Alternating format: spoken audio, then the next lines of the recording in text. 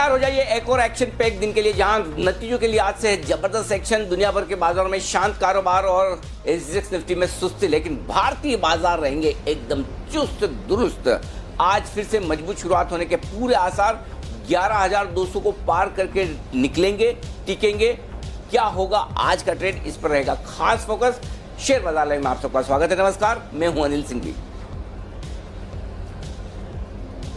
और नमस्कार, मैं हूं दीपांशु भंडारी। 11,200 निफ्टी पर नजर है और 23,000 और उसके पार बैंक निफ्टी पर नजर है। जानेंगे अनिल जी से ये दोनों अहम स्तर आ सकते हैं कि नहीं, इसके आगे मूव आएगी कि नहीं, चर्चा करते हैं अनिल जी मार्केट्स की। सबसे पहले तो बताइए आज के बड़े ट्रिगर्स कौन से हैं सर? दुनिया भर के बाजारों से जो संकेत आते दिख रहे हैं वो अच्छे हैं। 160 अंकों की मजबूती के साथ अमेरिकी बाजार ट्रेड करते हुए दिखे। दीप पूरे दिन भर में 300 साढ़े 300 पॉइंट की रेंज रही है, लेकिन ऊपरी स्तरों से फिसले जरूर, लेकिन उसके बावजूद मजबूती रही। जितने फिसले हैं उसकी काफी कुछ भरपाई डाउ फ्यूचर 125 अंकों की मजबूती के साथ करते हुए दिख रहे हैं, तो कोई चिंता की बात नहीं। हाँ, नेस्डेक में जरूर थोड़ी प्रॉफिट बुकिंग आती दिखी कल कई दिनों के बाद, लेकिन नतीजों के लिहाज से बड़ा एक्शन। और कल अच्छी बात यह कि बाजार बंद होने के बाद 3 नतीजे और तीनों ही बेहतरीन है। HUL, axis, Bajaj Finserv, Nifty की 3 कंपनियां और तीनों ही नतीजों के दम पर आज मजबूत खुलेंगे, तो निफ्टी को वहां से आपको सपोर्ट और सहारा मिलता हुआ दिखेगा। कोरोना को लेकर अमेरिका में चिंताएं हैं, हमारे यहाँ भी हैं, लेकिन बाजार को चिंता नहीं है। लेकिन इस वक्त चांदी में लोगों की हो रही है चांदी, 57,000 के पार चांदी निकलती हुई दिख रही है। और सोना किसी भी वक्त घरेलू बाजारों में पहली बार 50,000। जी हाँ, ये है सोने के लिए अब नया नारा, पहली बार 50,000 के पार। ये है गोल्ड, सिल्वर, इक्विटी, हर जगह तेजी का शानदार माहौल। और इस सब के बीच में कच्चा तेल भी $44 के ऊपर निकलता हुआ, तो कमोडिटीज बहुत स्ट्रॉन्ग, बहुत मजबूत है। दीप बिल्कुल अनिल जी, तो एसेट क्लासेस में हम दमदार खरीदारी देख रहे हैं और इसमें एक फैक्टर है सर जो पिछले कुछ दिनों से आपने ट्रेंड आइडेंटिफाई किया था और अब दिन बर दिन हम देख रहे हैं कि ये बढ़ता ही जा रहा है। FIs की जिस तरह से खरीदारी हो रही है, कल तो बहुत बड़ा फिगर देखा सर, कई दिनों बाद 2,000 करोड़ से ज़्यादा की हमने FIs की खरीदारी देखी है और कल इंडेक्स फ्यूचर्स में भी FIs की खरीदारी देखी। क्या ट्रेंड बन रहा है यहाँ से जो संकेत आ रहे हैं दमदार खरीदारी के? दीप, इसमें कोई डाउट नहीं कि FIs की तरफ से, और ये संकेत कैश मार्केट में जो 2200 करोड़ की खरीदारी क्या आपको बड़े दिख रहे हैं, मुझे इसमें बिल्कुल भी ताज्जुब और आश्चर्य नहीं है। और आपको याद होगा मैं लगातार कह रहा था FIs के नतीजों को, FIs के आंकड़ों को आपको 2 तरीके से पढ़ना चाहिए। एक्शन पहले कैश मार्केट में शुरू होने से पहले वायदा कारोबार में शुरू होता है, और 11,000 के लेवल के आसपास FIs ने ऑलरेडी आपको संकेत दे दिए थे कि वो खरीदारी करने के मूड में है। फर्क सिर्फ इतना है, वो पहले FNO में खरीदते हैं और बाद में कैश मार्केट की तरफ आते हैं। तो ये खरीदारी जो होती दिख रही है, और इस खरीदारी में, इस गलतफहमी में बिल्कुल न रहें कि ये सिर्फ भारतीय बाजारों में हो रही है। दुनिया भर के बाजार मजबूत है, तेज है, अच्छी खासी तेजी के साथ ट्रेड कर रहे हैं। तो जाहिर सी बात है इक्विटी एलोकेशन FIs का जो पूरे दुनिया भर के बाजारों में, एमर्जिंग मार्केट्स में, भारत में है, तो प्रोपोर्शनेटली आना है। और ऐसा नहीं कि सिर्फ हमारे इन्वेस्टर, हिंदुस्तान के इन्वेस्टर्स ही इक्विटी मार्केट में पैसा लगा रहे हैं, सब लोग लगा रहे हैं। पूरी दुनिया में इक्विटी मार्केट में पैसा आता दिख रहा है, और वो जो लिक्विडिटी ड्रिवन रैली आपको इतनी तेजी के साथ चलती हुई दिख रही है, तो वो साफ तौर पर उसका एक टुकड़ा, एक अंश, एक हिस्सा भारतीय बाजारों को भी मिल रहा है, और वो FIs की तरफ से आता हुआ दिख रहा है। तो दो बड़ी चीजें इन डेटा में समझने की। पहला, हमेशा एक्शन आप पहले वायदा कारोबार से पकड़िए, चाहे वो खरीदारी का हो, बिकवाली का हो। ट्रेंड रिवर्सल FIs के एक्शन में जब भी होता है, वो वायदा कारोबार से आपको पहला संकेत मिलता है। और वो 4 दिन पहले, 5 दिन पहले ही हम कह चुके हैं कि अब वायदा कारोबार में जो संकेत बदले वो कैश में आते हुए दिखेंगे, तो मैं सरप्राइज नहीं हूँ, पहली चीज। दूसरी चीज ये कि जो इंडेक्स रिलेटेड स्टॉक्स में पैसा आ रहा है ग्लोबली ETFs में, उसका एक हिस्सा आपको भी मिल रहा है, वो मिलता रहेगा। फर्क इतना है कि जब भी पैसा आता है, पहले वो बड़े मार्केट्स में लगता है, जिनमें आप अमेरिका या इस तरह के बड़े मार्केट्स देख सकते हैं, पहले वहाँ जाता है। इस बार नेस्डेक में पहले जाता हुआ दिख रहा है, फिर बाकी मार्केट्स। नेस्डेक और S&P तो लाइफ टाइम हाई पर हैं, डाउ को अभी छूना बाकी है। तो ये एक प्रोपोर्शन आपको जो मिलना है वो मिलना ही है, देर सवेर, वो सीधी बात। और तीसरी चीज वो है, जो FIs में भी ट्रेडर्स होते हैं, हेज फंड्स टाइप के, उनके लिए एक स्पेसिफिक ट्रेड्स होते हैं, और उनका ट्रेड ऐसे होगा, गोल्ड शॉर्ट, इक्विटी लॉन्ग, या फिर कुछ कच्चे तेल के सामने चांदी, किसी करेंसी के सामने किसी मार्केट को हेज करना। तो उनके जब कभी कोई ट्रेड्स ट्रिगर होते हैं या ट्रेड्स के स्टॉप लॉसेस ट्रिगर होते हैं, तो एक और एक्शन आता है। मसलन अगर कोई हिंदुस्तान में हेज फंड है और वो 11,000 के लेवल को एक बेस मानकर शॉर्ट करके बैठा है, तो 11,000 के पार निकलने के बाद उसको खरीदना पड़ेगा। तो ये अलग अलग ये वो शॉर्ट टर्म ट्रेड्स हैं जो आपको कुछ समय के लिए बाजार पर असर डालते हुए दिखते हैं। लेकिन इसमें कोई डाउट नहीं, और पिछले 2 दिनों से हम लगातार एक ही बात कर रहे हैं, 3 दिनों से, कि जो एफआईएस की खरीदारी के आंकड़े कैश मार्केट में आते हुए दिख रहे हैं वो आपकी डाउन साइड रिस्क को प्रोटेक्ट कर रहे हैं, और वही ट्रेंड आज भी रहना चाहिए। तो कुल मिलाकर दमदार खरीदारी जो एफआईएस की तरफ से आती हुई दिख रही है वो बाजार के लिए बड़े सपोर्ट का काम करेगी, ये इसमें कोई डाउट नहीं। तो आज का सबसे बेहतरीन ट्रिगर जो है उसमें पहला मैं एफआईएस की खरीदारी को रखता हूं, दूसरा दीप में रखता हूं बेहतरीन नतीजे जो कल बाजार बंद होने के बाद आए, और तीसरा ग्लोबल मार्केट्स की मजबूती। तो 3 बड़ी चीजें आपके हाथ में हैं जिनके दम पर आपको आगे और बढ़ना है। और चौथा जोड़ना चाहे तो ये भी जोड़ सकते हैं कि तकनीकी तौर पर बाजार बेहद मजबूत है, लगातार जिस तरह से आपको एक के बाद एक बेहतरीन क्लोजिंग मिल रही है, तो तकनीकी तौर पर भी तो आज तेजी का चौका मारने के ये 4 कारण आपके पास बहुत मजबूत है। बिल्कुल अनिल जी, तेजी का चौका मारने के लिए 4 कारण आपके पास तैयार है। सर ये भी बताइए कि फिर तेजी तो आएगी, पर आपने कल इस बात का मेंशन किया था और इस पर मैं एक सवाल पूछना चाहूंगा कि दिन बर दिन हम देख रहे हैं कि अब जो ट्रेंड है, गैप अप आपको स्टार्टिंग में अच्छी शुरुआत मिलती है और फिर वो लेवल होल्ड करते हैं और एंड में थोड़ा एक्शन देखने को मिलता है, शायद थोड़ी प्रॉफिट बुकिंग हो या फिर और अपसाइड हो, पर इंट्राडे मूव्स अब ज्यादा नहीं मिल रही हैं, स्पेशली जिस तरह से इंडेक्स का एक्शन है। इस ट्रेंड से क्या समझना चाहिए? इस ट्रेंड का मतलब दीप आसान भाषा में है कि कमाना आसान नहीं है, और खास तौर से तब जबकि बाजार तेजी से बढ़ चुका हो और बाजार में रिस्क ज़्यादा हो, तो वही कमा सकता है जो रिस्क लेता है, और वो रिस्क है ओवरनाइट मार्केट के। हर रोज आपको ये जरूर एक बार तो फीलिंग आती है कि बाजार बहुत बढ़ा हुआ है, ओवरनाइट आज लें या कल लें या कल सुबह देख कर लें, वो रिस्क हमेशा रहती है। और प्रॉब्लम ये कि इस मार्केट में लगातार बिना किसी बड़े ग्लोबल ट्रिगर के बावजूद बाजार आपको गैप से ओपनिंग दे रहा है, और उस गैप से ओपनिंग देने के बाद एक छोटी सी रेंज में शांत हो जाता है। तो और ये ट्रेंड सिर्फ इंडियन मार्केट का नहीं है, आप यूएस का भी पिछले 3 दिनों के डाउ के डेटा देखिए, डाउ की ट्रेडिंग रेंज देखिए, डाउ कहाँ ओपन होकर किस तरह से छोटी सी 200-250-300 पॉइंट की रेंज में पूरा वक्त बिता देता है। तो इसका मतलब क्लियर कट है, आपको हाई रिस्क ट्रेड लेने पड़ेंगे, आपको आज के ट्रेड में कल को ध्यान में रख के लेना पड़ेगा कि कल क्या हो सकता है। और ऐसे में जो स्किल ट्रेडर्स हैं उनके लिए ये बाजार है ओवरनाइट पोजीशन रखने का। और स्किल ट्रेडर से मतलब साफ साफ जैसा है कि अगर आपने 11,200 का कॉल लिया तो हम 11,400 11,500 का कॉल आपको बेचने की बात इसीलिए कहते हैं कि आपकी रिस्क हेज रहे कुछ हद तक। अगर आपने बैंक निफ्टी पे 22,800 का कॉल ऑप्शन खरीदा तो 23,000 23,200 या 23,500 का कॉल ऑप्शन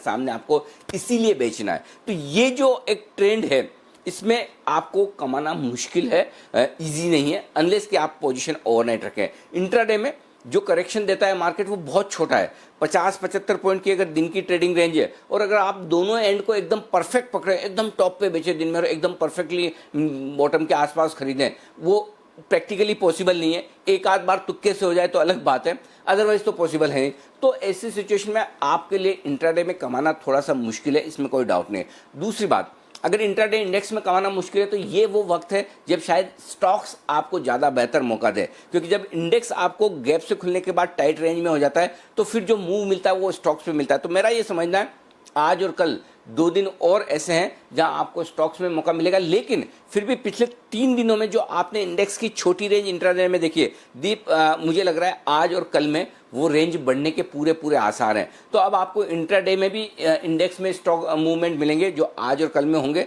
उसके लिए तैयार रहिए। ये मत सोचिए कि 2 दिन आपको दिन में ट्रेड नहीं मिला इंट्राडे में इंडेक्स पे तो कोई आप मिस कर गए। ये मार्केट है, किसी दिन में बहुत ट्रेड देगा और कभी कभी कुछ दिन ऐसे निकल जाएंगे जब आपको दिन में ट्रेड नहीं मिलेंगे, लेकिन ये ट्रेड देने की कोशिश कर रहा है। मसलन आप देखिए, परसों बैंक निफ्टी का बाय कॉल था, अगर आप कल लेकर गए होते तो कल आपको फिर से अच्छा गैप मिला। कल बैंक निफ्टी का बाय कॉल था, अगर आप कल लेकर गए हैं, हालांकि दिन में भी पैसा बना है, लेकर गए तो आज फिर से आपका पैसा बनेगा। तो ये बाजार का थोड़े वक्त का ट्रेंड है, और ये अभी ट्रेंड मुझे लगता है कि जो पिछले 3-4 दिनों से आपको दिन के दौरान छोटी रेंज में ट्रेड करने का दिख रहा था, अब इससे हम बाहर निकलेंगे, आज या कल में बाहर निकल जाएंगे, तो बहुत ज़्यादा चिंता करने की बात नहीं। जी दीप। बिल्कुल अनिल जी, तो नजर रखते हैं, फिर आज के एक्शन की शुरुआत करते हैं। बताइए आज का सेटअप कैसा लग रहा है? आपने 4 फैक्टर्स तो ऑलरेडी बता दिए हैं जो पॉजिटिव हैं, बाकी फैक्टर्स कैसे दिख रहे हैं? ग्लोबल पॉजिटिव, एफआईज पॉजिटिव, घरेलू फंड्स के नेगेटिव हैं, वायदा कारोबार के नेगेटिव हैं। अच्छा, इनफैक्ट कल के जो पांचों जो मैंने ट्रिगर्स जैसे रखे ना, वही सेम टू सेम है, कोई बदलाव नहीं। निफ्टी रेंज ऊपर शिफ्ट हुई है 10,950, 11,050, ये 100 पॉइंट की रेंज अब निफ्टी पर मजबूत सपोर्ट का काम करेगी। ऊपरी स्तरों पर 11,300, 11,400 तक जाने की कोशिश बाजार की हो सकती है, बशर्ते कि आप 11,200 को पार करके टिक जाए। 11,200 आज के लिए चैलेंजिंग लेवल है, वो पार करके टिके तो फिर 11,300, 11,400। बैंक निफ्टी 22,400 से 22,600 मजबूत सपोर्ट जोन है आज के लिए।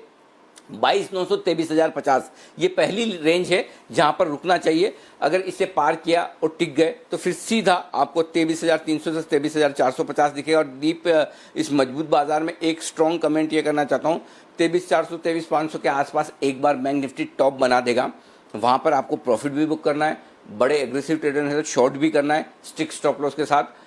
लेकिन एक बार मुझे ऐसा लगता है कि उस लेवल के आसपास बैंक निफ्टी अपनी जो तेजी की यात्रा है उसे काफ़ी हद तक पूरी करने की कोशिश करेगा। 11,300, 11,400 के आसपास एक बार निफ्टी अपनी यात्रा पूरी करने की कोशिश करेगा, वहाँ से हल्का फुल्का करेक्शन, फिर वापस आप मजबूती की तरफ बढ़ेंगे। तो अब वो वीकली एक्सपायरी तक कल तक होता है या कुछ और समय लगता है, ये तो कहना मेरे लिए मुश्किल है। लेकिन 11,300, 11,400 के आसपास एक बार निफ्टी रुकने की कोशिश करेगा, ज़्यादा से ज़्यादा 11,450। और बैंक निफ्टी के लिए 23,200 से 23,500 की रेंज में कहीं भी रुकने की कोशिश करेगा। एग्जैक्टली कहाँ होगा ये कहना मुश्किल है, लेकिन 23,400, 23,500 आपके लिए सेफली अच्छा जोन है, जहां आप शॉर्ट करें ना करें, प्रॉफिट बुक एक बार करके शांति से बैठ जाएं, वापस री एंट्री का इंतजार करें। ये लेवल्स आते हुए दिख रहे हैं जिस पर नजर रखनी है। आज की छोटी रेंज 11,125, 11,250, ये 125 पॉइंट की रेंज है निफ्टी की। 11,050, 11,300 निफ्टी की मीडियम रेंज रहेगी आज के लिए। और 11,000 से लेकर 11,350 ये 350 पॉइंट की रेंज है जो आज के लिए बड़ी रेंज है। बैंक निफ्टी 22,600 से 23,000 ये आज की छोटी रेंज, 22,500 से 23,200 ये मीडियम रेंज, और 22,400 से 23,400 ये 1000 पॉइंट की रेंज है दीप, जो आपके लिए आज की सबसे बड़ी रेंज है। इस रेंज पर आपको फोकस करना है। बिल्कुल अनिल जी, तो एक रेंज ब्रेकआउट या फिर एक अच्छी अपसाइड रेंज के लिए तैयार हो जाइए, पर ऊपरी स्तरों पर थोड़े मुनाफा वसूली भी करना जरूरी रहेगा। Sir, PCR put call ratio ये तो लगातार हम देख रहे हैं बढ़ता ही जा रहा है, पर इसका बाजार पर कुछ असर नहीं पड़ रहा। हम देख रहे हैं कि मार्केट्स भी राइज कर रहे हैं। 1.87 इतने बड़े पीसीआर का क्या मतलब है? इसका मतलब ये है कि आपको ऊपर के लेवल पे नहीं खरीदना है, प्रॉफिट बुक करनी है और इंतजार करना है करेक्शन का। अब ये क्लियर कट ओवरबॉट जोन में है। आज मजबूत शुरुआत होने के बाद आपके लिए ओवरबॉट जोन में होता हुआ दिखेगा। और आज गैप से, जितना आप गैप से खुलते हैं वहाँ प्रॉफिट बुक करने का सोचिए। अब आपको प्रॉफिट बुक करने में एक ही चीज़ दीप देखनी है कि क्या मैं 11,200 पे करूँ, 11,250, 11,300 मिलेगा, 11,350 मिलेगा, वही देखने वाली बात है। तो मेरा ये समझना है फर्स्ट हाफ में प्रॉफिट बुक करके इंतजार करना चाहिए, सेकंड हाफ में आपको या दिन के दौरान एक करेक्शन मिले तब फिर से एंट्री कीजिए। इसमें कोई डाउट नहीं कि 1.87 100% ओवरबॉट जोन है और ये खरीदने के लिए मना करता है। तो मैं तो अगर आज गैप से ओपनिंग होगी, भले आपका 50 पॉइंट मिस हो जाए, ऊपर का 75 पॉइंट मिस हो जाए, कोई बात नहीं, 50-75 पॉइंट मिस होगा चलेगा। आपको पहले तो ये डिसाइड करना है कि नहीं कमाना ही कमाना है या नुकसान ना हो उससे बचना है। अगर आपकी स्ट्रेटेजी दूसरी वाली की रही, एक बार मेरा कमाई का मौका चला जाए, चल सकता है, 50-75 पॉइंट निकल जाए हाथ से तो चल सकता है, लेकिन मुझे नुकसान नहीं होना चाहिए, तो फिर बहुत क्लियर कट है गैप अप पे आपको खरीदना नहीं है। जितना ज़्यादा गैप अप हो उतना जल्दी से प्रॉफिट बुक करके इंतजार करना है, क्योंकि ये 100% ओवरबॉट है पुट कॉल रेशियो, और जो ओवरबॉट पुट कॉल रेशियो मुझे चाहिए वो साफ मिल रहा है। तो मेरी राय एकदम क्लियर कट है, डेटा ये बता रहे हैं। बाकी तो देखिए एफआईएस की तरफ से खरीदारी का फ्लोर, अगर किसी और वजह से कोई अच्छी खबर या डाउ फ्यूचर्स आपके भाग जाए 300 पॉइंट, तब तो ये मुझे पता नहीं, लेकिन मेरा पॉइंट बिल्कुल क्लियर कट है। अगर सीधी सी बात ये है कि ये पुट कॉल रेशियो और ये डेटा ये बता रहा है जब भी इन लेवल्स पर बाजार आया है करेक्शन आया है। और अब आप खुद देख लें, अगर 3-4 दिनों में 5 दिनों में निफ्टी वन साइडेड इतना बढ़ा है 400-500 पॉइंट, तो 100-150 पॉइंट करेक्ट हो जाए तो गलत भी क्या है।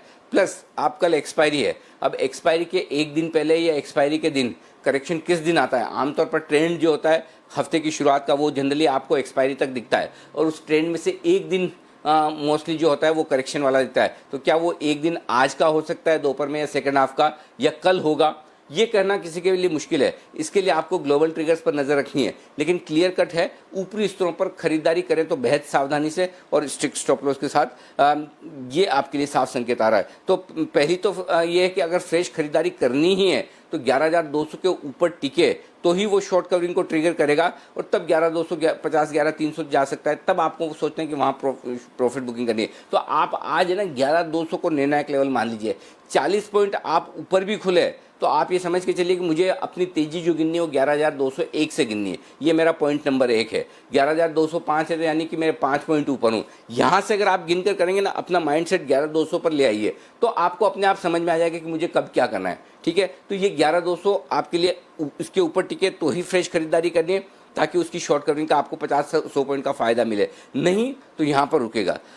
11,300 से 11,400 की रेंज आगे, 11,300 350 की रेंज आज के लिए ये परफेक्ट प्रॉफिट बुकिंग जोन है, अगर ऊपर आपको मिलता है मौका तो। जी दीप। ओके, ये है आपके लिए लेवल्स और पीसीआर बढ़ा हुआ है तो वहाँ से थोड़ा आपको सावधानी रखनी ज़रूरी है। जिनकी एग्जिस्टिंग पोजीशन है सर, उन्हें क्या ध्यान में रखना चाहिए? एग्जिस्टिंग पोजीशन में देखिए, इंट्राडे स्टॉप लॉस 11,100 छोटा रखना है, क्लोजिंग बेसिस 11,000। इन दो स्टॉप लॉस पर फोकस करके आपको आज पोजीशन अपनी रखनी है। 11,000 के 100 के नीचे जाए तो दिन की पोजीशन काट लीजिए, 11,000 के नीचे बंद होता दिखे तो आपको तेजी की पोजीशन कम करनी है। बैंक निफ्टी पर 22,600 छोटा स्टॉप लॉस रख रहा हूँ, ज़्यादा रखना नहीं है। इसके नीचे इंट्राडे में स्टॉप लॉस होगा और 22,400 क्लोजिंग बेसिस पर होगा। शॉर्ट पोजीशन है, होनी नहीं चाहिए। स्टॉप लॉसेज आपके शॉर्ट पोजीशन के सारे ट्रिगर हो चुके हैं, लेकिन फिर भी नेचुरली अगर इतना ओपन इंटरेस्ट अभी भी खड़ा है तो कोई तो होगा शॉर्ट। जो हैं उनके लिए 11,200 clear cut well defined stop loss है, दिन के दौरान भी और क्लोजिंग बेसिस पर भी। दिन के दौरान आप चाहें तो 11,225 तक का कर सकते हैं, थोड़ा 5-10-15 पॉइंट अपने दिमाग से भी लगाएं, एग्जैक्टली लेवल पर न जाएं। और आज वैसे भी मैं जो लेवल्स ऊपर के दे रहा हूं निफ्टी के, वो उसमें 10-15 पॉइंट का आप लीवे मान के चलिए। मसलन मैं कह रहा हूं कि 11,250 तो 11,235 11,240 ही समझिए, 11,350 तो उसको 11,340 से 11,360 समझिए। तो 10-15 पॉइंट का अपना जजमेंट आपका होना जरूरी है एज ए ट्रेडर। एकदम लेवल पकड़ के बैठेंगे तो वो नहीं मामला बनने वाला, ध्यान में रखिएगा। बैंक निफ्टी पर 23,000 ये आपके लिए स्टॉप लॉस है इंट्राडे और क्लोजिंग बेसिस पर, ये ध्यान में रखिएगा। और 11,200 निफ्टी पर। जी दीप। ओके, ये है आपके लिए इंट्राडे शॉर्ट पोजीशंस के स्टॉप लॉसेस पर नजर रखिएगा। थोड़े वेरिएशन जरूर हो सकते हैं जिस तरह से बाजार का सेटअप है। नई पोजीशंस कैसे बनानी चाहिए आज? नई पोजीशन देखिए दीप, एक तो ये कि आप इंतजार करें करेक्शन का और बाद में 11,050 और 11,125 की रेंज में आए तो खरीदिए, लेकिन वो तो होगा नहीं क्योंकि खुलेगा गैप से। तो आपके लिए 11,100 स्टॉप लॉस है, 11,200 11,250 11,300 और 11,350 ये 4 टारगेट आपके ऊपर के बनते हैं। लेकिन ये सब 4 टारगेट तभी आपके लिए लागू होंगे जब आप 11,200 को होल्ड कर पाएँ और टिक पाएँ। अगर 11,200 को होल्ड करके नहीं टिक पाए तो आपका कोई ये नियम कुछ भी लागू नहीं होता, यहीं पर आप रुक जाएंगे। शॉर्ट करना चाहते हैं तो 11,300 11,400 की रेंज में शॉर्ट कीजिए, पक्का कीजिए, और 11,500 के स्टॉप लॉस के साथ कीजिए। 11,250 11,200 और 11,175 ये 3 टारगेट होंगे नीचे की तरफ के, जहां पर आपको शॉर्ट पोजीशन को कवर करना है। बैंक निफ्टी खरीद सकते हैं आप 22,500 के स्टॉप लॉस के साथ। 22,900 23,000 लेवल थोड़े से ज़्यादा दे रहा हूँ इसलिए कि बड़ी रेंज के लिए आज और कल आपको तैयार रहना। ये लेवल आज और कल के लिए भी लागू होंगे। 23,075 ये 3 टारगेट तो पुराने ही निकले हुए हैं, इसमें कोई नई बात नहीं है। लेकिन नए टारगेट अगर 23,075 100 के ऊपर बैंक निफ्टी टिक जाता है तो 23,200 300 400 ये 3 टारगेट आगे ऊपर के आपके बनते हुए दिखते हैं। इन 3 टारगेट में कहीं न कहीं जाकर बैंक निफ्टी रुकेगा, वहाँ पर आपको पोजिशन में निकल जाना है और शॉर्ट भी करना है। और शॉर्ट करने के लिए बैंक निफ्टी पर सबसे परफेक्ट रेंज है 23,300 से 23,450। मैं फिर कह रहा हूँ दीप, मैं बहुत बैंक निफ्टी पर बुलिश हूँ। लगातार पिछले 2 या 3 कॉल जो भी हमने बैंक निफ्टी पर खरीदारी के दिए एकदम सटीक सही और तुरंत पैसे देने वाले निकले। फिर कह रहा हूँ 23,400 450 500 इस रेंज पर परफेक्ट शॉर्ट भी है बैंक निफ्टी, इसमें कोई डाउट नहीं। एक बार की वहाँ से आपको 400-500 पॉइंट का मूव नीचे की तरफ भी दे देगा। तो इस रेंज में आए तो मौका मिले तो शॉर्ट करना छोड़िए मत। स्टॉप लॉस अपना जरूर लगा कर रखना। देखिए तेजी का मार्केट है, बिना स्टॉप लॉस के ट्रेड नहीं करना। कभी कभार आपका स्टॉप लॉस ट्रिगर हो सकता है, कोई गलत नहीं है, लेकिन आपको लेवल और डेटा के लिहाज से एक बार 23,500 के आसपास इसके नीचे थोड़ा सा शॉर्ट करना चाहिए। 23,550 का स्टॉप लॉस है। 23,100 23,000 22,900 22,800 जितने टारगेट्स के लिए आपको शॉर्ट करना ज़रूरी है। ये भी चीज़, तेजी जरूरी है तो शॉर्ट भी जरूरी है, ये चीज़ दोनों ध्यान में रखिए। बाकी स्टॉक्स 10 शेयर बैन में 2 गए 2 आए, आते जाते रहेंगे, ये तो चलता रहेगा। जी दीप। बिल्कुल अनिल जी, तो ये है आपके लिए आज के सेटअप का सवाल। सर जहाँ तक फंड फ्लोज का एक्शन है, एफआईएस तो पॉजिटिव है बट डीआईएस की तरफ से लगातार थोड़ी मुनाफा वसूली हो रही है, वहाँ से कुछ संकेत और जो वायदा कारोबार के नेगेटिव एक्शन है उससे कुछ कौन से जो अहम स्तर हैं जहाँ पर नज़र रखनी चाहिए?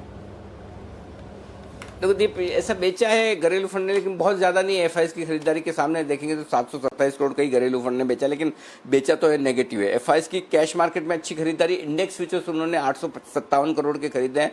स्टॉक फ्यूचर्स जरूर थोड़े से 650 करोड़ के आसपास के बेचे हैं, तो बाकी ठीक है, ऐसा कोई दिक्कत वाली बात नहीं है, डेटा अच्छे हैं। अब आइए वायदा कारोबार के डेटा। आपके लिए 11,100 पहले इमीडिएटली आज के लिए मजबूत सपोर्ट है, जहां 22 लाख शेयरों का ओपन इंटरेस्ट है पुट में। 11,200 में बार बार क्यों कह रहा हूं, उसकी रीजन ये है कि दीप जो वीकली सीरीज है ना, जो कल एक्सपायर होने वाली है, यहां पर हाईएस्ट ओपन इंटरेस्ट आपका 11,200 के कॉल्स पर है, जो है 27 लाख शेयर। तो आपके लिए ना 100 पॉइंट की रेंज होगी, 11,100 11,200। इस रेंज के बाहर जिस तरफ निफ्टी निकलेगा 50 से 75 पॉइंट का मूव, 50 से 100 पॉइंट का मूव आपको देगा। यानी कि 11,100 के नीचे जाकर कमजोर हुआ तो 11,050 11,025, 11,200 के ऊपर जाकर मजबूत हुआ तो 11,250 11,300, ये आपकी रेंज हो गई। बहुत संभावना है कि आप इस 100 पॉइंट में पहले काम करें। या तो आप गैप से 11,200 के ऊपर खुल जाएं तब तो ठीक है, अगर वो हो गया नथिंग लाइक इट, वो पॉसिबल है, हो सकता है आप 11,200 के ऊपर खुले। 11,200 के ऊपर खुल गए फिर तो आपकी प्रॉब्लम ही खत्म, फिर तो सीधा आप 11,250 11,300 के लिए आराम से वेट करिए, क्योंकि फिर 11,200 में जो हाईएस्ट ओपन इंटरेस्ट है कॉल्स में 27 लाख शेयरों का, ये भी शॉर्ट में आ गए और इन्हें भी कवर होना है, इसको समझिए। तो फिर वो शॉर्ट कवरिंग एक बार तो आपको 50-100 पॉइंट और ऊपर ले जाएगी, तब जाकर आपको 11,300 के आसपास बेचना है। अगर 11,200 के ऊपर न टिक पाए तो आपके लिए फिर इस 100 पॉइंट की रेंज कंजेशन जो है, तो कहाँ खुलेंगे ये मैं 9:08 पर आपको और विश्लेषण करके बता दूंगा कि जहाँ खुलकर आपको क्या ट्रेड बनता है। बैंक निफ्टी का जहाँ तक सवाल है, 22,500 इमीडिएट सपोर्ट है, 5 लाख शेयर पुट में वहाँ पर है, और 23,000 ये रुकावट का लेवल है। अब 23,000 में वही दिक्कत है जो 11,200 पर निफ्टी पर है। 23,000 में वीकली और मंथली दोनों सीरीज में हाईएस्ट ओपन इंटरेस्ट है कॉल्स में बैंक निफ्टी पर, और वीकली वाली में 8 लाख शेयर हैं जो कल के हैं। तो इसका मतलब क्लियर कट है, अगर 23,080 का हाई जो अभी तक हमने 8 जुलाई को बनाया है उसके पार निकल कर टिके तो फिर आपकी फ्रेश खरीदारी 200-300 पॉइंट के लिए जरूर होगी। तब आपको 23,300 23,400 500 की रेंज में कहीं न कहीं बैंक निफ्टी जाकर वहां टॉप बनाता हुआ दिखेगा। तो 23,075 इसीलिए मैं कह रहा हूं एक बार रुकावट का जोन है, देखते हैं उसके ऊपर खुलना मुझे मुश्किल लगता है। 23,000 के आसपास एक बार खुलेगा, फिर वहां पर देखते हैं, अगर वहां खुल जाता है तो वहां देखते हैं 22,900 23,000 के आसपास क्या कुछ होता है। तो एक बार ओपनिंग कहाँ होती है, दोनों ही लेवल आपके सामने बड़े क्रूशियल से आ रहे हैं दीप। बिल्कुल लाल जी, क्रूशल लेवल्स हैं, देखते हैं इन लेवल्स को क्रॉस करते हैं किस तरह का मार्केट का एक्शन रहेगा। पर एक और फैक्टर जो आज इन्फ्लुएंस करेगा मार्केट को सर, 3 बड़ी अर्निंग्स आई हैं कल पोस्ट मार्केट और तीनों ही काफ़ी स्ट्रांग रही। सबसे पहले तो बताइए एचयूएल, इनके नतीजे आप कैसे देखते हैं, आपकी क्या राय है यहाँ पर? ओके, तो देखो रिजल्ट तीनों ही बहुत ही शानदार है दीप, इसमें कोई डाउट ही नहीं, मतलब इतना ही शानदार रिजल्ट है कि मैं क्या बताऊं आपको। पहले मैं लीवर के रिजल्ट्स का एनालिसिस कर देता हूं। कल मुझे उम्मीद थी रिजल्ट्स अच्छे आएंगे, मैंने बाय कॉल भी किया था, लेकिन 15 रुपये से स्टॉप लॉस ट्रिगर हुआ। तो ये है, इसमें कोई अब होता है, ये मार्केट है। लेकिन रिजल्ट्स अगर आप देखेंगे तो -11% वॉल्यूम ग्रोथ थी, उम्मीद -7% आई, तो उम्मीद से वॉल्यूम ग्रोथ खराब नहीं रही, कम थोड़ी सी बेहतर है। मार्जिन्स ठीक है, मुझे लगता है लीवर, और आज आप देखिए सारे अपग्रेड्स ही हैं लीवर में, अगर आप देखेंगे तो सारे एफआईएस की तरफ से 2600 का टारगेट आपका सीएलएसए का है, 2700 का टारगेट यूबीएस का है, तो थोड़ी मजबूती हो सकती है। स्टॉप लॉस रखिएगा आप 2300 का, और ऊपर की तरफ आप 2375 2360 पहला टारगेट, 2375 और 2390। 2390 पे आप पक्का प्रॉफिट भी बुक करिए, और हो सके तो आप चाहें तो शॉर्ट भी कर दे तो कोई बड़ी बात नहीं है, अगर जो बड़े शूरवीर लोग हैं शॉर्ट करना जानते हैं। मतलब 2390 के आसपास 2400 के आसपास टॉप बना देगा एक बार की लीवर, वहां पर आपको प्रॉफिट बुक करना है। तो एचयूएल के रिजल्ट अच्छे। एक्सिस बैंक दूसरा मैंने दिया है, सपोर्ट जोन 420-25 है, बहुत मजबूत सपोर्ट है। रिजल्ट्स आपको अच्छे दिख रहे हैं, मुझे भी दिख रहे हैं, इंटरनल्स भी अच्छे हैं, लेकिन मोरेटोरियम बुक को लेकर थोड़े से क्वेश्चन मार्क है। जो बैंक कह रहा है 9-10% है, कुछ लोग कैलकुलेट करके बोल रहे हैं ये तो 30-32% के ऊपर आ रहा है। तो एचयूएल के माफ कीजिएगा एक्सिस बैंक के रिजल्ट्स में को लेकर, मोरेटोरियम बुक को लेकर थोड़ा सा कन्फ्यूजन है। उस लिहाज से 480-490 ये परफेक्ट प्रॉफिट बुकिंग जोन है। मैं ये तो नहीं कहता कि आप वहां पर शॉर्ट करो, अब वो पता नहीं शॉर्ट करना, 10% स्टॉक ऊपर रहा है एडीआर में, तो अब हिम्मत होती नहीं होती लोगों की शॉर्ट करने की, वो एक अलग बात है। बट एक बात पक्का है कि दीप वहाँ पर आपको 100% प्रॉफिट बुक करना चाहिए। 480 490 परफेक्ट रेंज है जहाँ पर प्रॉफिट बुक करें। उसके बाद बढ़ जाए तो बढ़ जाने दीजिए, ठीक है, लेकिन मेरे ख्याल से वहाँ पर प्रॉफिट बुक करके इंतज़ार कर लेना चाहिए। जी दीप। बिल्कुल, तो ये है आपके लिए एक्सिस बैंक और एचयूएल पर राय। एक और स्टॉक सर, बजाज फिनसर्व, इनके भी नतीजे आए थे और इनके भी नतीजे काफ़ी अच्छे रहे। यहाँ पर आपका क्या व्यू है? बजाज फिनसर्व बहुत बढ़िया नंबर से है। एक्चुअली मैं उसके लेवल्स निकाल नहीं पाया, नहीं तो मैं जरूर उसमें देता था। मैं सोचता था बहुत सारे स्टॉक्स हो जाएंगे, बट नंबर्स बहुत शानदार, हर एक फ्रंट पर क्या परफॉर्मेंस इनकी सब्सिडरीज की आ रही है, गजब के नंबर्स हैं। मतलब बजाज फाइनेंस और बजाज फिनसर्व में आप देखें तो बजाज फिनसर्व के नंबर तो बहुत ही तोड़फोड़ है। ये स्टॉक भी बड़ा कमाल दिखा सकता है। तो रिजल्ट तो बहुत ही अच्छे हैं, इसमें कोई डाउट नहीं। मुझे लगता है कि कल बाजार बंद होने के बाद तीनों निफ्टी की कंपनी ने रिजल्ट्स के लिहाज से कहीं कोई दिक्कत वाली बात नहीं, अच्छे रिजल्ट्स पेश किए हैं दीप। बिल्कुल, अच्छे रिजल्ट पेश किए हैं। देखते हैं कि आज इन स्टॉक्स पर आपको कैसा एक्शन आते हुए दिखेगा। कुछ और रिजल्ट्स हैं जिनके बारे में वरिंदर बंसल के साथ रिजल्ट एक्सरे में बातचीत करेंगे, पर उससे पहले जान लेते हैं और कौन से स्टॉक्स हैं जो आज को खबरों के दम पर आपको एक्शन में दिखेंगे। हमारे साथ मानसी, देवांशी और आशीष जुड़ रहे हैं। Mansi, good morning. आप बताइए कौन से अहम ट्रिगर्स हैं और कुछ स्टॉक्स जो आपकी लिस्ट में हैं। बिल्कुल, good morning Deepanshu. Cash space की ढेरों कंपनियां हैं जिसके नतीजे आज आने वाले हैं। Bajaj Holding, Dhanuka Agri, Everest Industries, Newgen Software, TTK Health, Rallis India जैसी कंपनियों के नंबर्स आज आते हुए हम देखेंगे। इसके अलावा धानुका एग्रीटेक की बोर्ड बैठक के नतीजे तो आएंगे ही, साथ ही बायबैक पर भी इस बैठक में फैसला संभव है। एबी फैशन का राइट इश्यू आज बंद होने जा रहा है और साथ ही एमएनएम फाइनेंस राइट इश्यू की एक्स डेट आज है। इसके अलावा नतीजे कल बाजार बंद होने के बाद हेप्सन एग्रो के नंबर्स आते दिखे। नतीजे अच्छे हैं अगर बिक्री के आंकड़े को छोड़ दे तो। बिक्री में 10% की गिरावट हमने देखी है। 1423 करोड़ से 1280 करोड़ पर कंपनी की बिक्री आती हुई दिखी है। वहीं मार्जिन 11% से 14.7% पर जाते हुए दिखे और साथ ही मुनाफे के फ्रंट पर करीब 10% का इजाफा देखने को मिला है। 51 करोड़ से कंपनी का मुनाफा 56 करोड़ पर जाता हुआ हमने देखा है। कंपनी ने 8 रुपए प्रति शेयर का अंतरिम डिविडेंड की भी घोषणा की है। इसके अलावा कुछ खबरें हैं। फार्मा कंपनी आज फोकस में रहेगी। जी बिजनेस की एक्सक्लूसिव खबर है, एपीआई और मेडिकल डिवाइसेस के लिए इंसेंटिव स्कीम का नोटिफिकेशन जारी हो चुका है और 53 दवाओं के एपीआई देश में बनाने पर सरकार करीब 6,940 करोड़ रुपए का इंसेंटिव देने जा रही है। मेडिकल डिवाइसेस बनाने के लिए 3,420 करोड़ रुपए के इंसेंटिव का ये नोटिफिकेशन है। आत्मनिर्भर भारत की तरफ एक और कदम है। इससे फार्मा कंपनियों को एक नई अपॉर्चुनिटी बनती हुई देखने को मिलेगी, जिसके चलते फार्मा कंपनीज पर फोकस रहेगा। रिलायंस के लिए खबर आई है, कंपनी के Q1 FY21 के नतीजे 30 जुलाई तक के लिए स्थगित कर दिए गए हैं। पहले 24 जुलाई को ये नतीजे जारी होने वाले थे, अब ये 30 जुलाई तक स्थगित हो चुके हैं। ओके, कुछ स्टॉक्स जहां पर आपको नजर रखनी चाहिए। देवांशी से भी जान लेते हैं कुछ और स्टॉक्स जो आज खबरों के दम पर एक्शन में रहेंगे। गुड मॉर्निंग देवांशी, बताइए। Good morning Deepanshu. आज सबसे पहले तो उन स्टॉक्स पर नजर रखें जहां पे बिग बुल, राकेश झुनझुनवाला या रेखा झुनझुनवाला ने खरीदारी की है। सबसे पहले डिशमन कार्बोजेन यहाँ पे नजर रखें। राकेश झुनझुनवाला और साथ ही रेखा झुनझुनवाला ने दोनों ने यहाँ पे हिस्सेदारी खरीदी है। ये नया स्टॉक है, इनके पोर्टफोलियो में करीब 1.5% हिस्सेदारी दोनों ने खरीदी है। कुल मिला के 3.18% हिस्सा इन्होंने डिशमन कार्बोजेन में खरीदा है। एडलवाइज फाइनेंशियल, राकेश झुनझुनवाला की हिस्सेदारी 1.04% से अब बढ़ के 1.19% पर हो चुकी है। और नौसिल पर ध्यान रखें जहां पे दिग्गज निवेशकों ने अपनी हिस्सेदारी इस स्टॉक में घटाई है।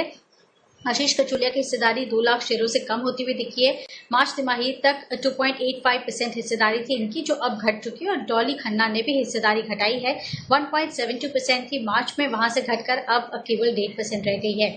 फंड एक्शन में कार्बोरेंडम यूनिवर्सल पर नजर रखें जहां पे Kotak funds India mid cap fund ने करीब 11.5 लाख शेयर्स खरीदे हैं, 235 रुपीज प्रति शेयर के भाव पर खरीदे हैं। और वहीं पे स्मॉल कैप वर्ल्ड फंड ने 35 लाख शेयर्स 235 रुपीज प्रति शेयर के भाव पर बेचे हैं।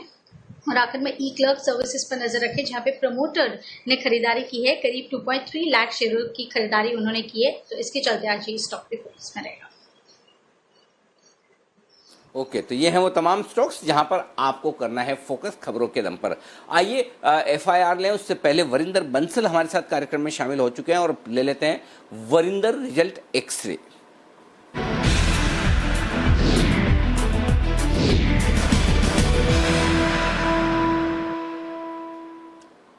कल शाम 5 बजे से सुबह 7 बजे तक, 5 और 5 12 और 2 14 घंटे 100 रिजल्ट्स। और वरिंदर बंसल थके थके से, इस वक्त नहीं, थके से नहीं, एकदम तरोताजा है, फर्स्ट क्लास, 100 रिजल्ट पढ़ने और देखने और समझने के बाद आपके सामने चुनिंदा कुछ रिजल्ट्स लेके आए हैं वरिंदर, और वो रिजल्ट्स हैं 12। देखिए 14 घंटे की पढ़ाई, 100 रिजल्ट और 12 उसमें से रिजल्ट्स आपके लिए काम के ढूंढ कर लाएं। शुरुआत करते हैं पहले हमेशा अच्छी चीज़ों के साथ। वरिंदर बताइए, रिजल्ट्स कौन से पसंद आए हैं आपको, पहले वो बताइए।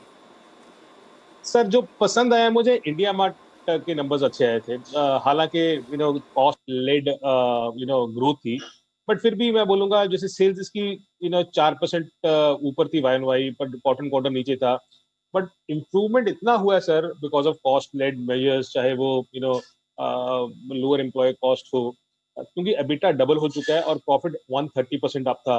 सबसे इंपॉर्टेंट पैरामीटर इसमें क्या होता है कि अगर जो पेइंग सब्सक्राइबर्स होते हैं वो इस बार कुछ 10% कम हुए हैं। मैनेजमेंट ने पहले बोला था कि हम वो 15 से 20% कम हो सकते हैं। तो इवन वो जो फॉल आया पेइंग सब्सक्राइबर्स का, वो उतना नहीं आया जितना पहले सोचा था। So I think I give it due to India Mart's this time. साही सॉन्गवांग एक दूसरा कंपनी है जिसके नंबर्स अच्छे हैं, but again I am not very happy with the sales performance. Sales 30% down थी, but because of cost led measures EBITDA 50% ऊपर था, प्रॉफिट 80% ऊपर था। 12 टाइम पे ट्रेड करता है सर, इसलिए मैंने इसको थोड़ा गुड में डाला, बिकॉज वैल्यूएशन सपोर्टिव है और कॉस्ट कंट्रोल मेजर्स में नंबर्स अच्छे दिख रहे हैं। ओके और जो ढीले कमजोर से रिजल्ट्स हैं वो मैं फुस रिजल्ट आपसे अलग से पूछूंगा जो बहुत ही खराब आपको लग रहे हैं, लेकिन कमजोर रिजल्ट्स क्या हैं? तो कमजोर में सर मुझे सिंजीन के नंबर इतने अट्रैक्टिव नहीं लगे जितना वो स्टॉक बढ़ चुका है। बट ऑफ कोर्स इस कंपनी को कोई फर्क नहीं पड़ता, because people who buy Syngene they buy for next 5-10 years perspective. But अगर आप सिर्फ आज के दिन के लिए देख रहे हैं तो सेल्स फ्लैट थी। एबिटा 3% ऊपर है, Y on Y almost flat है, but quarter quarter it was down 40%। Profit was down 20% Y on Y, और quarter quarter it was down 50%। So quarter quarter तो नंबर बहुत ही खराब दिख रहे हैं। जैसे मैंने बोला सर, ये 50 टाइम ट्रेलिंग अर्निंग्स पे ट्रेड करता है। इसका कौन कॉल है आज 2:30 बजे, so that will be important to understand, but on the face of it weak numbers है। Tata Elxsi I will not go deep sir, because मेरे ख्याल मार्केट आज में आगे थे, नंबर्स वो weak, but as I said con call है आज जो जरूरी होगा। डीसीएम श्रीराम वीक नंबर्स है सर, बट इसमें देखने आप, क्योंकि इसमें 5-6 धंधे हैं डीसीएम श्रीराम में। इसमें एबिटा 53% डाउन है, प्रॉफिट 70% डाउन है, सेल्स फ्लैट था। तो इसका जो मेजर डैम्पनर, मेजर प्रॉब्लम जो हुआ वो सिर्फ केमिकल डिवीजन के कारण हुआ। सर मैं अगेन स्ट्रेस करना चाहूंगा कि हर एक कंपनी को केमिकल कंपनी वैसा मत समझिए कि हाँ भी कुछ भी हो जाएगा। तो इसमें क्लोरोविनाइल केमिकल था जिसका एबिट कुछ 266 करोड़ से कम हो गए, 43 करोड़ हो गया है, और उसी के कारण इसके जो एबिटा मार्जिन है कम 18-19% से 8-9% हो गए हैं। इसका एक फेनेस्टा बिजनेस भी है जो भी इम्पैक्ट हुआ है, but because of chemical division I think margin has been very weak. Allsec Technologies, कल सब मिड कैप आईटी की बात कर रहे थे, नंबर्स बहुत खराब आए हैं, वीक आए हैं। एबिटा 30% डाउन है, प्रॉफिट कुछ 45% डाउन है। सो हर कोई कंपनी मजेस्को नहीं होती, so please don't take on the face of it. और आज रत्न ग्लोबल वायर्स नंबर्स नहीं, बहुत ही खराब थे, एबिटा 58% डाउन और प्रॉफिट 83% डाउन। अच्छा, बहुत ही खराब फुस रिजल्ट्स में से जिसे रखना चाहें तो वो कौन से हैं? ढेर सारी कंपनियां हैं आजकल, तो आपको अच्छा ढूंढने में मुश्किल होती होगी, फुस खराब तो आसानी से मिल जाते हैं वरिंदर। मिल जाते हैं सर। अच्छे में मैं बोला ना सर, 2-3 थीम्स है जो बहुत अच्छी कर रही हैं, चाहे वो टेक्नोलॉजी हुआ, चाहे वो एपीआई हुआ, these are the themes which are doing very well. But otherwise take अपना ऑटो एंसिलरी, इनके नंबर्स बहुत खराब दिख रहे हैं। कुछ भी होम के साथ रिलेटेड हो उसके नंबर्स खराब लग रहे हैं। जैसे पॉलीकैब इंडिया सर, जैसे मैंने पढ़ा 7-8 कुछ नंबर्स हैं, बट उसमें से 2 जो स्टैंड आउट करते हैं जो मुझे बहुत डिसअपॉइंटिंग लगे, वो एक पॉलीकैब इंडिया है। पॉलीकैब इंडिया का सेल्स 50% डाउन था सर, एबिटा 74% डाउन था, और मार्जिन 6% रह गए 12% से। इसकी जो वायर एंड केबल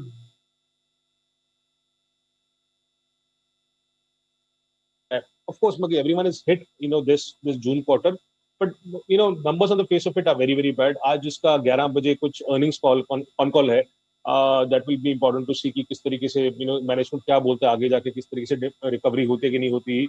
और दूसरा सर, जैसे मैंने बोला ऑटो एंसिलरी बहुत बुरे नंबर दे रहा है इस बार।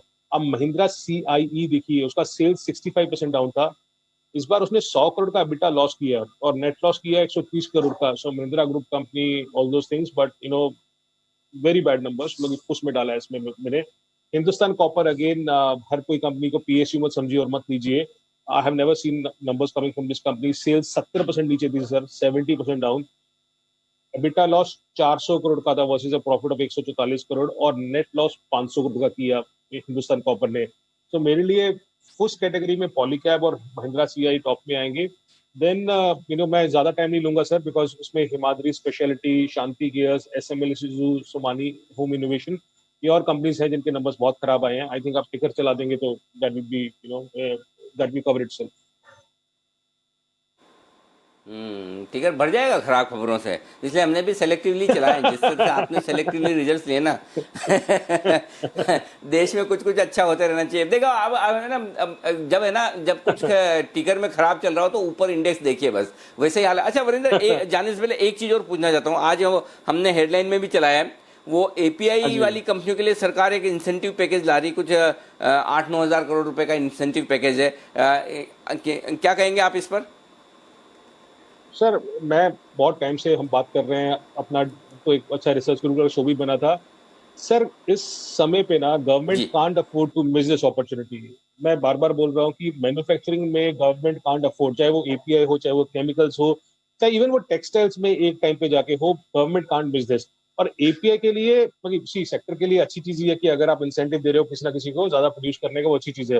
बट आप उन कंपनीज पे ध्यान दीजिए जिन्होंने कैपेक्स करके रखा हुआ है, जिन्होंने ऑलरेडी प्लांट सेटअप करके रखे हुए हैं, जिन्होंने प्लांट जो सेटअप किए हैं वो इंटीग्रेटेड प्लांट्स हैं. क्योंकि अगर आज के टाइम पे मैं नया प्लांट लगाऊंगा वो पॉसिबल ही नहीं है. कि मैं, चलो सरकार ने कुछ दे दिया मुझे, आज मैं प्लांट लगाता हूँ, आज मैं कुछ करूंगा, वो पॉसिबल नहीं है. So you have to see कि कौन सी कंपनीज ने लास्ट 3-4 साल में या 2-3 साल में ग्रॉस ब्लॉक बढ़ाया, डेट नहीं लिया, और उसकी प्रोडक्टिविटी मार्जिन इंप्रूव हुए हैं. सो ऐसी कंपनीज ढूंढ के उस पर फोकस कीजिए, बिकॉज ये लोग वेट नहीं करते हैं कि हाँ भी सरकार पैसा देगी तो मैं प्लांट लगाऊंगा. अगर उन कंपनी में पैसा लगाओगे तो उसमें पैसा नहीं बनेगा. जिन्होंने ऑलरेडी सेटअप किया हुआ है प्लांट, प्लीज उन पर फोकस कीजिए. तो उसमें सर वही नाम जो अपने हैं, डीवीज, लॉरस, ग्रैन्यूल्स, आप इनका हिस्ट्री पढ़िए, ग्रॉस ब्लॉक पढ़िए. सो इनको एडेड एडवांटेज होगा कि अगर कुछ सरकार इनके लिए कर देती है. But this sector has just started sir, अभी शुरू हुआ है. मगर अगर आपको सेंचुरी बनानी है तो 5-10 रन भी बने नहीं है इस सेक्टर के. ठीक बात है. तो ये है 7,000 करोड़ रुपए का इंसेंटिव पैकेज एपीआई कंपनियों के लिए आता हुआ.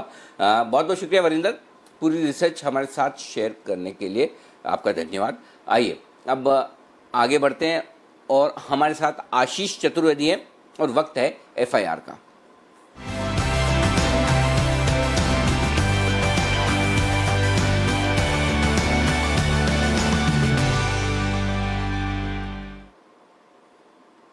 आशीष बताइए, कौन सी हैं रिपोर्ट्स आपके पास? पहले रिजल्ट्स वाली.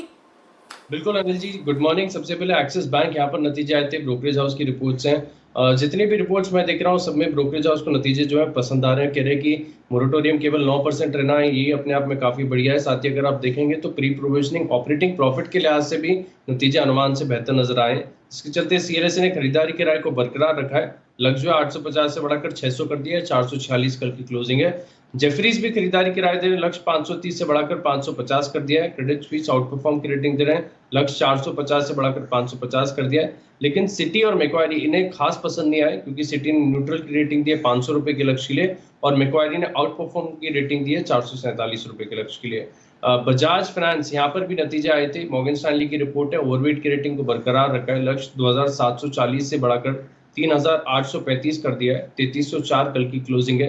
ये कह रहे कि नतीजे अनुमान के मुताबिक देखने को मिले, जिसके चलते उन्होंने इस साल की ईपीएस के अनुमान में 9% की बढ़ोतरी की है. लेकिन क्रेडिट स्विस जो है ये न्यूट्रल की रेटिंग बरकरार रखे हुए 2900 रुपए के लक्ष्य के लिए, और ये कह रहे कि वैल्यूएशन के लिहाज से स्टॉक थोड़ा सा महंगा नजर आ रहा है. यहाँ पर आगे जाकर देखें तो एचयूएल, इनके भी नतीजे आए थे. सीएलएसए का डाउनग्रेड आया, यहाँ पर खरीदारी की राय को बदलकर आउट परफॉर्म की रेटिंग दी है 2600 रुपए के लक्ष्य के लिए, और ये कह रहे हैं कि वैल्यूएशन के लिहाज से अगर आप देखें तो स्टॉक में काफी ज्यादा रनअप ऑलरेडी देखने को मिल चुका है. इसके चलते इन्होंने रेटिंग को डाउनग्रेड किया है. यूबीएस आउट परफॉर्म की रेटिंग दे रहे हैं 2700 रुपए के लक्ष्य के लिए, और जेफरीज खरीदारी की राय को बरकरार रखा है. लक्ष्य जो है 2525 से बढ़ाकर 2650 कर दिया. इन्होंने क्या है कि जो नतीजे अनुमान से बेहतर देखने को मिले, जिसके चलते इन्होंने इस साल की ईपीएस में मामूली 2% की बढ़ोतरी की है. आईसीआईसीआई प्रूडेंशियल के नतीजे आए थे. सीएलएसए ने रेटिंग को डाउनग्रेड कर दिया, और यहाँ पर भी डाउनग्रेड करने का कारण यही बताया कि हाल ही में जो स्टॉक में रनअप दे गया है, इसके चलते अब वैल्यूएशन के लिहाज से स्टॉक अट्रैक्टिव नजर नहीं आ रहा है. खरीदारी की राय को बदलकर आउट परफॉर्म की रेटिंग दी गई है। लक्ष्य 420 से बढ़ाकर 500 कर दिया है। अंत में आखिरी रिपोर्ट है HDFC लाइफ पर। यहाँ पर भी डाउनग्रेड आया CLSA का, खरीदारी की राय को बदलकर आउट परफॉर्म की रेटिंग दी है, लेकिन लक्ष्य जो है 640 से बढ़ाकर 675 किया है। 627 कल की क्लोजिंग है। तो ये है आपके लिए वो तमाम स्टॉक्स जिन पर आज आपको रखनी है नजर, रखना है फोकस पूरी तरह से। आइए फोकस करते हैं हमारे एक्सपर्ट्स पर जो देते हैं आपको कमाई के शानदार मौके। बिगुल पिक ऑफ द डे का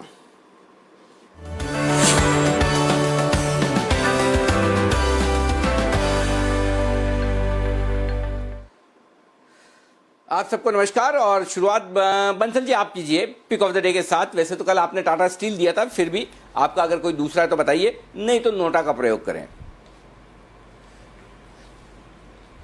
good morning Anil ji, good morning Deepanshu. Anil ji pick of the day तो वही है जो कल दिया था। गोदरेज कंज्यूमर 693 का स्टॉप लॉस है। पहला टारगेट 660 दिया था, दूसरा टारगेट 650 दिया था। छोटा सा स्टॉप लॉस है। अगर हिंदुस्तान यूनिलीवर के अच्छे नतीजों के चलते रैली बने और ट्रिगर हो जाए तो ट्रोल ना करें। स्टॉप लॉस और टारगेट ट्रेडिंग का पार्ट है। अनिल जी आज तक मैंने कभी दूसरा पिक ऑफ द डे नहीं दिया जब एडवांस में पिक ऑफ द डे दिया है। आज एक पिक ऑफ द डे है क्योंकि अनिल जी 2 साल पहले आपने एक शो करा था, कंपनी के मैनेजमेंट का इंटरव्यू करा था और उस समय मेरे से व्यू मांगा था। तो मैंने बोला था कि ये स्टॉक डाउन ट्रेंड के अंदर है, तो आपने मुझे स्पेशली बोला था ऑन एयर कि जब भी ये अप ट्रेंड में आया तो बता जरूर देना।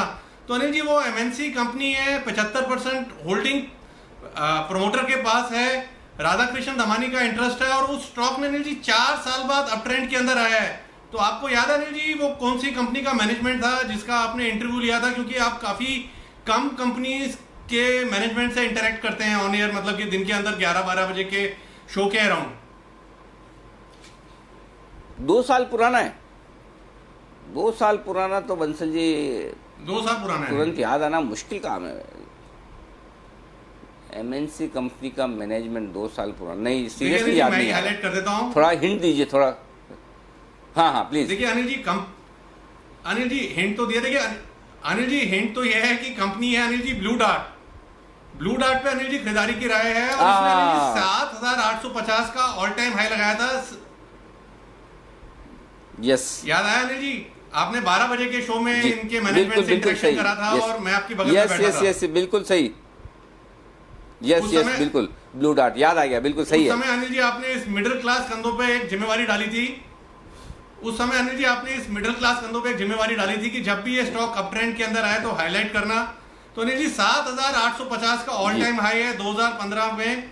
अभी कोविड के अंदर, पैनिक के अंदर 1822 का एक लो लगा था फ्रैक्शन ऑफ सेकंड के लिए। एक्चुअल लो 1940-1950 का है।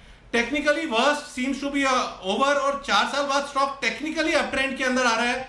और पहले भी कितनी बार हाईलाइट करा है, जब भी स्टॉक डाउन ट्रेंड से अप ट्रेंड के अंदर आता है या अप ट्रेंड से डाउन ट्रेंड के अंदर आता है तो एक अच्छा खासा एक्शन देखने को मिलता है। और इसमें जो सेलिंग थी वो सेलिंग थी मैथ्यू इंडिया फंड की। उसके पास 2.5 लाख शेयर थे। अगर आप मार्च की शेयर होल्डिंग देते हैं तो मैथ्यू इंडिया फंड के पास 2.5 लाख शेयर थे। इन्होंने अप्रैल से लेकर जून तक 1.5 लाख शेयर बेचे हैं। 20 जुलाई को एक ब्लॉक डील के तरह जरिए 75,000 शेयर और बेचे हैं। तो technically statistically Matthew India fund की सेलिंग ओवर है और टेक्निकली मुझे लगता है फंड की सेलिंग ओवर है। राधा कृष्ण दमानी का स्टेक है और मोस्ट इंपॉर्टेंट क्या है कि blue dart is the only cargo which was operational during entire lockdown. सिर्फ लॉकडाउन के समय कोई कार्गो कंपनी अगर पूरी ऑपरेशनल थी तो वो ब्लू डार्ट थी। इस पर खरीदारी की राय है 2049 का स्टॉप लॉस लगाना है। 2250 पहला टारगेट है, 2400 दूसरा टारगेट है। चूंकि ये MNC काउंटर है तो हो सकता है ये मेरे मित्र कुणाल जी के पोर्टफोलियो में भी हो, तो उनसे भी जानना चाहूंगा। ओवर टू कुणाल जी।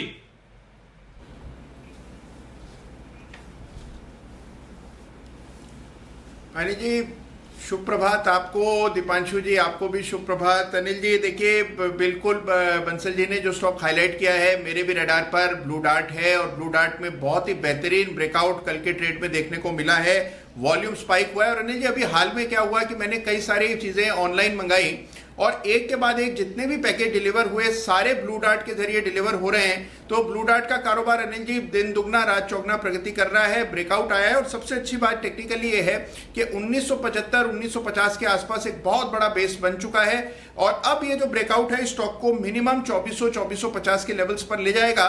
तो मेरी भी pick of the day Anil ji आज ब्लू डार्ट है जिसको खरीद करके चलना है। ओके, ये भी आपकी पिक ऑफ द डे दोनों की, कुणाल जी और राकेश जी की। ब्लू डार्ट आपके लिए 2250 और 2400 के टारगेट के लिए। वागले साहब गुड मॉर्निंग, बताएं सर आपकी pick. Anil ji good morning, Deepanshu good morning. मेरी pick of the day Anil ji होंगी मदरसन सुमी, 97 का क्लोज है, एक ₹2 का क्लोज, स्टॉप लॉस 95 के नीचे वाला होगा और 102 के टारगेट्स मुझे दिखाई देते हैं आज और कल में आने चाहिए। ओके, 102 तक के टारगेट के लिए मदरसन सुमी। कल मदरसन सुमी आपको मेरे ख्याल से सेठी साहब ने भी दिया था, उनको भी पसंद है और वागले साहब को भी मदरसन सुमी पसंद है, सुमित जी को भी पसंद है। सुमित जी भी पहले कई बार मदरसन सुमी दे चुके, तो आइए सुमित जी से उनकी पिक भी ले लें। सुमित जी गुड मॉर्निंग, बताएं सर आपकी पिक। गुड मॉर्निंग सभी को मेरी तरफ से गुड मॉर्निंग।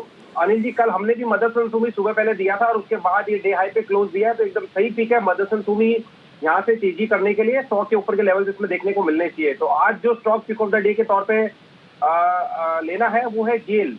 गेल के अंदर कल भी एक अच्छा मोमेंटम देखने को मिला था और ये मोमेंटम कंटिन्यू रहना चाहिए, जिसमें ऊपर में 108 रुपए से लेके 110 रुपए तक का अपसाइड मूव गेल में देखने को मिल सकता है। कल भी हमने ये दिया था तो ये कंटिन्यू करना चाहेंगे।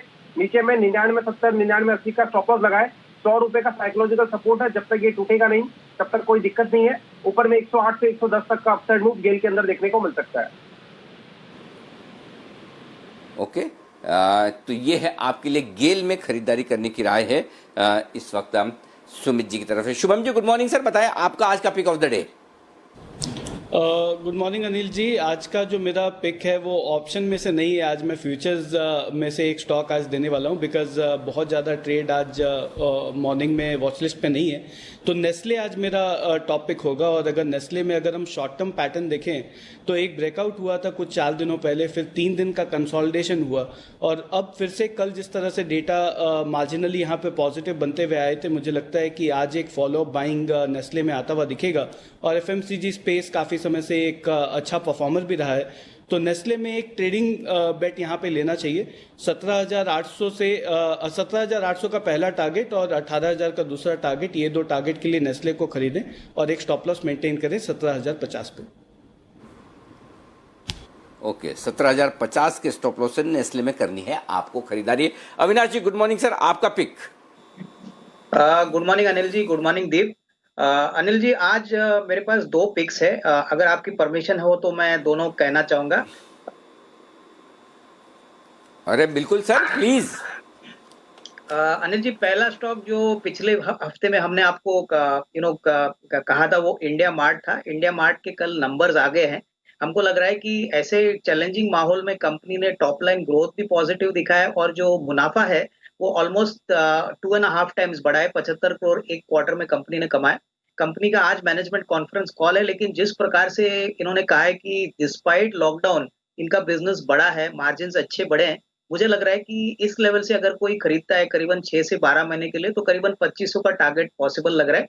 तो ये कैश काउंटर मेरी तरफ से। और दूसरा जो स्टॉक कल काफी चर्चा में था वो एक्सिस बैंक था। मुझे लग रहा है कि मोरेटोरियम का नंबर, एसेट क्वालिटी का नंबर बहुत ही बढ़िया तरीके से कम हो चुका है और मुझे लग रहा है कि जो डिजिटल ट्रांजैक्शंस ये बैंक करती है इसमें इनका मार्केट शेयर काफी सिग्निफिकेंट है और आगे भी मुझे लग रहा है कि जिस प्रकार का लॉकडाउन और वर्क फ्रॉम होम हो रहा है यहाँ पे इनको मदद मिलेगी। तो यहाँ पे करीबन 500 का टारगेट प्राइस एक्सिस बैंक को लेके ये भी एक मीडियम टर्म अच्छा पोर्टफोलियो चॉइस बन सकता है। तो ये 2 स्टॉक मेरी तरफ से। ओके, तो ये हैं दोनों स्टॉक्स जहां पर आपको करना है फोकस। आइए फोकस करते कुछ और स्टॉक्स पर जहां पर एक्शन दिखेगा भरपूर। बजाज फिनसर्व, आपके पार्टनर किरण जी अभी मिसिंग है। वागले साहब तो ये रस्म अदायगी आप ही करें, बेहद शानदार और दमदार नतीजे हैं बजाज फिनसर्व के। स्टॉक कितना बढ़ सकता है और अगर खरीदना है तो क्या स्टॉप लॉस के साथ?